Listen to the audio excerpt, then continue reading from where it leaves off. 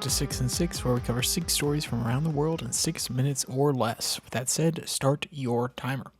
We begin today in Argentina, where Javier Milei was targeted by protesters who were throwing rocks during an event in La Plata, highlighting the growing political tensions in Argentina. Despite being unharmed, Milei framed the incident as an attack on democratic freedom, positioning himself as a symbol of anti-establishment resistance. The event underscores the country's volatile political climate, marked by economic struggles and voter dissatisfaction with traditional political structures. From Reuters, quote, "These groups resort to violence because they cannot tolerate the voice of freedom and change. They are afraid of a free society, one which they cannot control." Javier Milei, describing himself, he also went on to describe the protesters as, quote, "violent anti-democratic mobs," and emphasized his campaign's commitment to challenging existing political norms, end quote. Next, we travel across the Atlantic to Africa, where the coastal community of Ajutoro in Nigeria's Ondo state is experiencing severe environmental challenges due to coastal flooding and erosion, which threatens the community's homes and livelihoods. Despite international commitments to address climate change impacts, local residents have received minimal practical assistance. The situation highlights the critical gap between global climate change promises and actual on-the-ground reports for vulnerable communities. From Reuters, quote, "The residents of Toro, are living in the frightening reality that their home may soon disappear beneath the waves. The community struggles demonstrates that relief still seems like an unfulfilled commitment buried in diplomatic papers," end quote.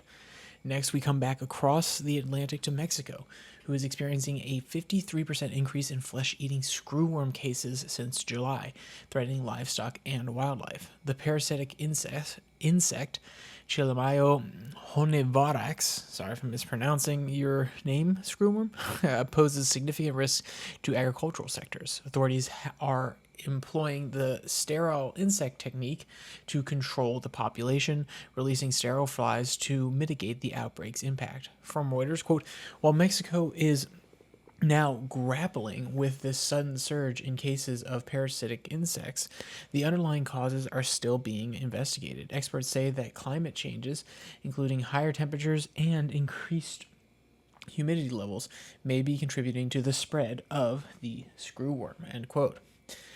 Next, we go across the Pacific to North Korea, where Kim Jong-un is set to attend a victory celebration in China, marking his first visit to the country since the COVID-19 pandemic began. This diplomatic engagement signals North Korea's intention to reestablish international connections and potentially discuss regional security issues. The visit underscores the historically strong ties between North Korea and China, suggesting a strategic move to reassert bilateral relations.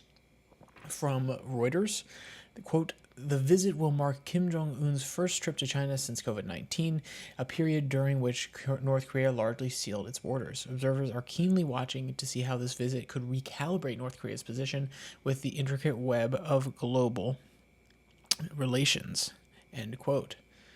Next, we go down to Australia, where the National Australia Bank has appointed Aaron Tsai as its new chief financial officer, effective August 27th, aka yesterday when you're listening.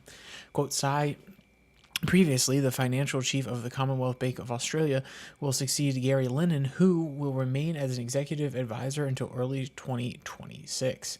NAB's CEO Ross Ewan highlighted Tsai's broad experience in finance and strategy as key factors in his selection. From Reuters, quote, "Tsai's extensive experience at CBA, particularly as its finance chief, made him an attractive choice for NAB.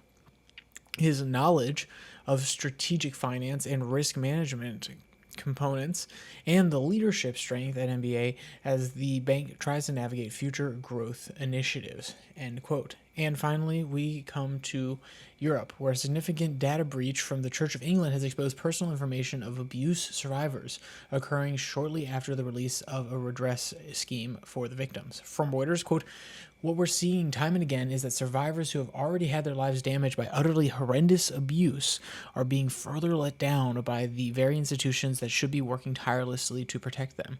And the unidentified survivor, the Church of England, has consistently failed to manage data breaches with any semblance of competence," end quote. And of course, If you want to read any of today's articles in their entirety, you can find the links in the description below that like and subscribe button. Also down there, you can find the podcast on Spotify, Pocket Cast, Podvine, as well as the Twitter handle at Your Daily Flip, where I post links to these episodes on Tuesday and Thursday, and the normal podcast that's all about U.S. politics. There's a little bit of business, a little bit of tech, which comes out on Monday, Wednesday, Friday. So with all that said, there's only one more thing to say. Stay safe. Don't die.